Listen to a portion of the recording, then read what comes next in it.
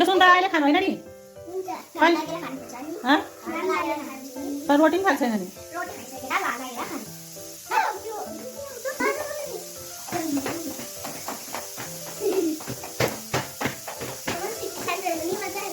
city सेन्टरमा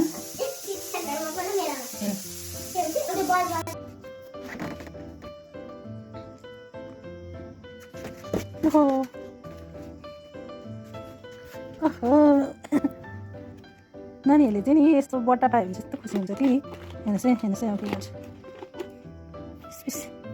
sorry नानीहरूले चाहिँ यस्तो पायो भने के पाएछ मेरो बेबीले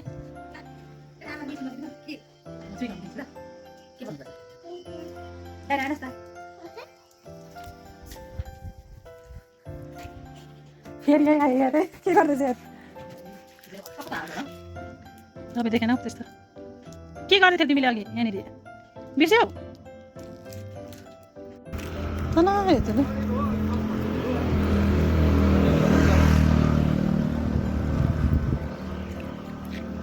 नयाँ बजार देखेको न कस्तो दामी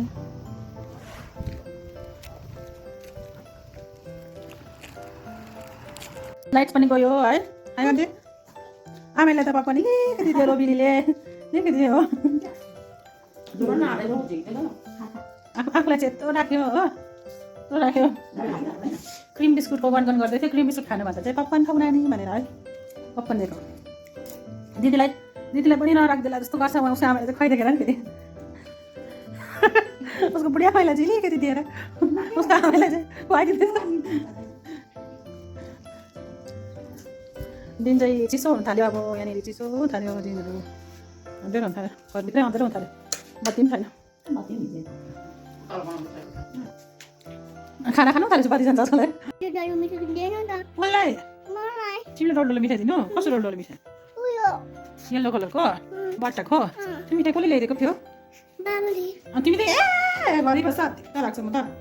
म त जान्छु हौ तिमीलाई छोडेर ए गर्दैन आमा सरी भन त दिन्छु अबदेखि गर्दिनँ याङ याङ भन गुड नाइट सबैजना आज कति याङ याङ गऱ्यो भन्दा त कति याङ याङ गऱ्यो दिदीलाई पढ्नु दिएन एक्जाम छ है एक्जाम छ कि भोलि दिदीको याङ याङ याङ गरेर यस्तो कान्छीहरू छ भने चाहिँ दिदीहरूले पढ्नु नपाउँदो रहेछ है मजाले याङ याङ गर्दो रहेछ येल्लो मिठाई दिनु अरे येल्लो मिठाई देखाउँदा देखाइदिनु त यो येल्लो मिठाई मागेको मैले भनौँ ल by by good night by by